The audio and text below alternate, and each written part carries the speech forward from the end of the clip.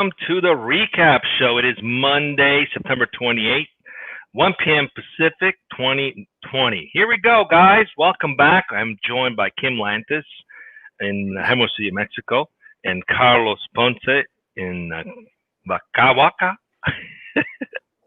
Did I do that right, Carlos? Cuernavaca. I messed it up on purpose. We're trying to have some fun here on the Dojo Live recap show. So what's the purpose of the show? We're going to recap 3 shows from last week. Let's see if I can get the numbers in. 3 shows from last week in 10 minutes. 10 minutes, folks. That's it, 10 minutes. So who do we have? We had 3 awesome guests. We talked about networking during COVID-19.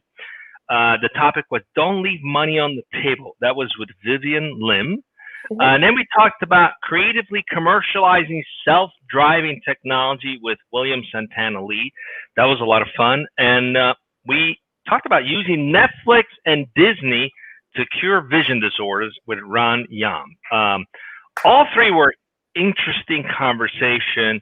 I particularly liked the one with Ron because it's near and dear to me. My son was born with nystagmus and strabismus, and at the tender age of 6, I was fortunate enough to find a doctor that could do some therapy. It was a very costly therapy, but could help with that therapy. So I was very moved by the idea that you could actually have, glasses that could help correct some of these challenges. In some cases, there are challenges that have no other correction, especially for people who might have had a stroke, for example, who have to wear a patch because they lose their basically the ability to use that one eye.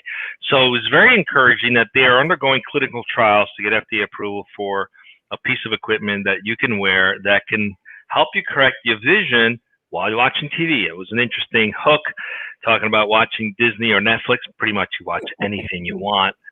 Using their equipment to make that work. So that's what stood out for me out of the 3 shows. What about you guys? Sure. Well, I liked all 3. I did not get a chance to co-host any one of them, but I did get to watch. I think there's a bit of a delay. Did I speak over you, Carlos? I'm sorry. Are we good? Carlos, you're I think we lost Carlos. We lost. So I'll just keep talking. Keep going. He'll come back. He's not on mute, guys. He's gone. He's gone. He moved up from mute to gone. Okay, go ahead. Very good. So let's talk about Vivian Lim.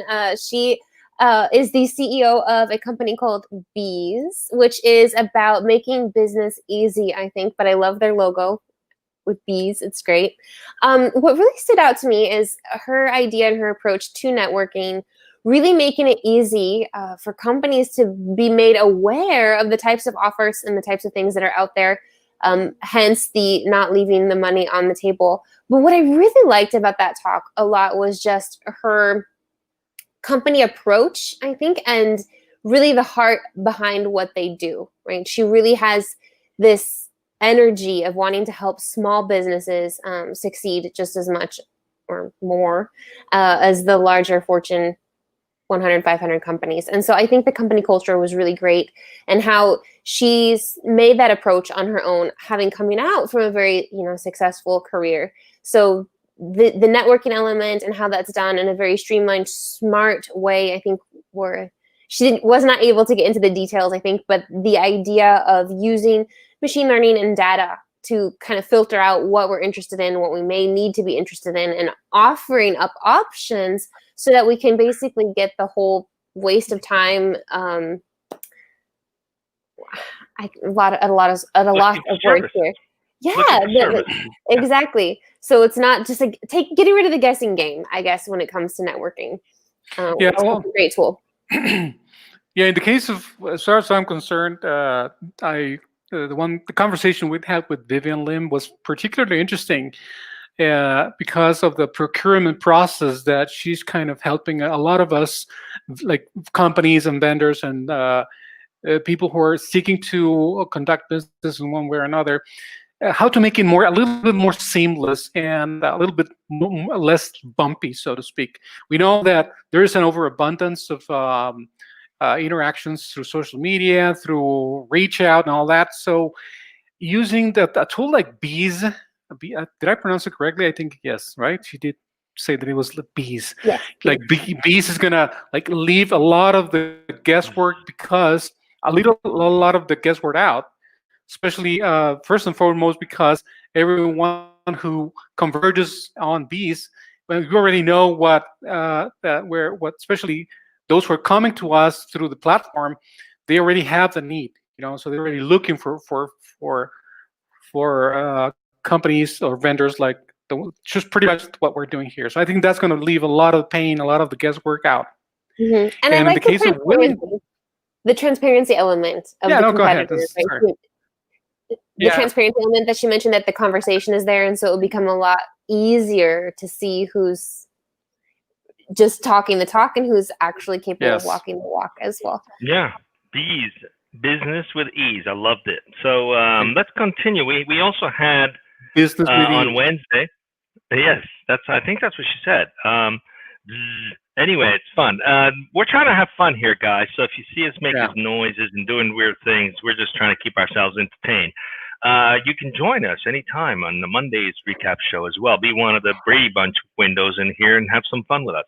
But anyway, the other show was with William Santana Lee, who's an ex-Ford motor company executive, who's taken self-driving technology and made it practical and usable right now by providing basically robots for security purposes who help, whether it's private security or police or state government, use these robots as a way to patrol areas at night, for example, or patrol areas that would otherwise potentially be dangerous, or certainly in areas like a mall, you don't have a risk of a robot getting any kind of viruses or getting sick, and basically creating more feet in the street, so to speak, in essence, for law enforcement and security professionals.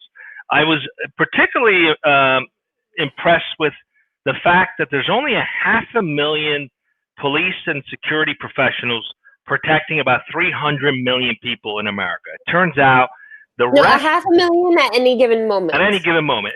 He mentioned 2 million, but with the 3 terms. But the 2 million are mostly federal agency, which have nothing to do with state and local work. So I think it's fascinating that there's really a severe lack of security help across the board. So having this kind of technology that can basically allow a security professional to replicate him or herself 4, 5, 6, 10 times over is fantastic for its intended purposes.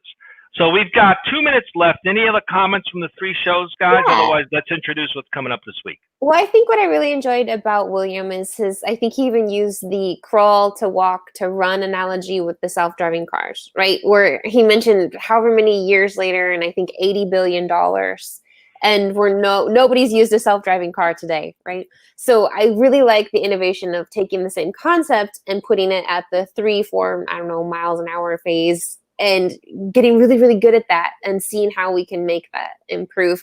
And I think there's a lot to be learned from there, right? We don't always have to rush out of the gate, and maybe that temptation can actually hold us back sometimes. So I liked that idea. Yeah, it's fantastic. There's always those who are sort of selling the dream and building towards the dream that may not happen until 10 years or 20 years from now.